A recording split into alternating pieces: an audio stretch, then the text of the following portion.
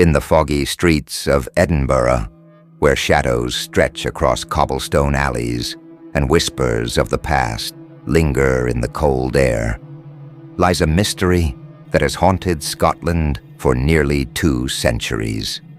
The story of Burke and Hare, 2 infamous murderers who terrorized the city in the 1820s, is well known. But what many people don't know is the eerie connection between these killers and a set of strange dolls that were discovered years later. Dolls that would come to be known as the Burke and Hare murder dolls. This is their story. Let's travel back to 1828 to Edinburgh. A city filled with bustling markets, horse-drawn carriages, and the lively chatter of citizens going about their day. But beneath this veneer of normalcy, the city was also a hub for medical advancement. Edinburgh was home to some of the world's top medical schools, and students flocked to learn about anatomy. But there was a problem. In order to study anatomy, bodies were needed, fresh corpses, preferably. But where would they come from? In those days, the supply of cadavers was limited. Only the bodies of executed criminals were legally allowed to be used for medical dissection, and as the demand for anatomical studies grew, so too did the scarcity of bodies. Enter William Burke and William Hare, 2 men who saw an opportunity in the city's desperation. Burke and Hare were not grave diggers. No, they were far worse. Instead of digging up corpses, they decided to create them. These 2 men lured innocent victims into Hare's lodging house, where they were suffocated in a way that left no visible marks on their bodies. The method was so effective, so clean, that it became known as burking. Over the course of a year, Burke and Hare are believed to have murdered at least 16 people, selling their bodies to Dr. Robert Knox, a prominent anatomist in the city, who, whether he knew the truth or not, was only too eager to buy the fresh corpses for dissection. But as we know, every crime spree eventually comes to an end. Their downfall came when they murdered a woman named Margaret Docherty. The pair made a fatal mistake when they allowed lodgers in the house to see the body before they could dispose of it. Those lodgers became suspicious and reported them to the authorities. Soon after, the police discovered the body of Docherty hidden under a bed in Hare's boarding house. Hare turned on Burke, offering testimony in exchange for immunity, and Burke, well, he was tried, convicted, and executed in front of a cheering crowd of thousands. Ironically, his body was later dissected publicly, and his skeleton is still displayed in a museum to this day. But the story doesn't end there. In 1836, 8 years after Burke's execution, something chilling was discovered. A group of young boys playing on Arthur's Seat, a hill that overlooks Edinburgh, stumbled upon a small cave. Inside this cave was something that would baffle historians for centuries. 17 tiny wooden coffins, each containing a small hand-carved doll dressed in fabric clothes. The dolls were eerily lifelike, their eyes staring blankly into the void.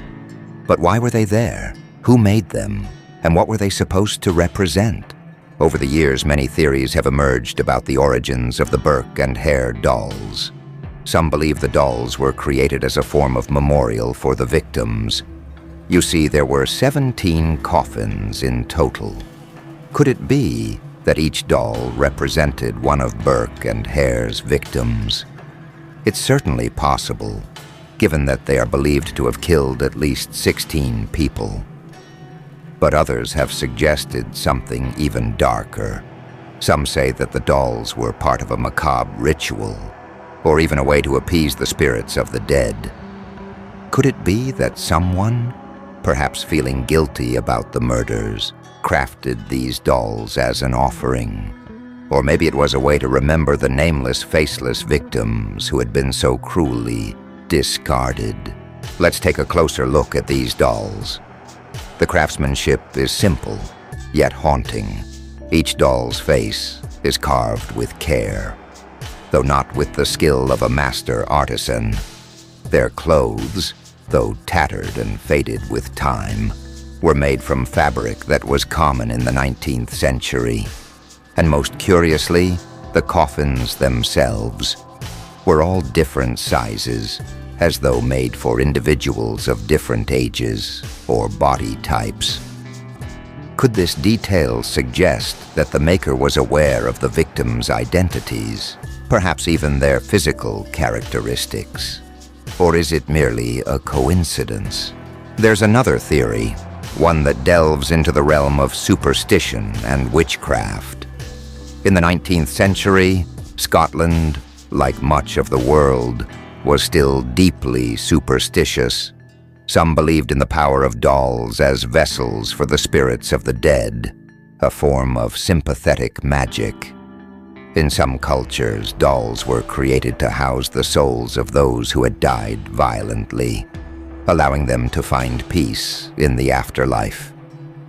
Could it be that someone, perhaps an accomplice or a relative of a victim, made these dolls to free the souls of Burke and Hare's victims from eternal suffering? It's a chilling thought, isn't it? Fast forward to today, and the mystery of the Burke and Hare dolls still lingers. In recent years, researchers have attempted to date the coffins and study the materials used in their construction. Some tests suggest that the dolls were made in the 1830s, close to the time of Burke and Hare's crimes. But despite modern technology, we are no closer to understanding the true purpose of the dolls than we were 200 years ago. The Edinburgh Museum, where the dolls are now displayed, remains a place of fascination for tourists and historians alike. People come from all over the world to see these small, eerie figures and ponder the mystery behind them. So what do we make of the Burke and Hare murder dolls? Are they a macabre tribute to the victims, a form of atonement, or perhaps something even more sinister, a dark ritual carried out by an unknown hand? The truth may never be known. But one thing is certain: these small, silent dolls have left a lasting impression, a reminder that even in the quietest corners of history, mysteries can endure, waiting for someone brave enough to seek the truth. The dolls may be silent, but their story will forever whisper through the streets of Edinburgh.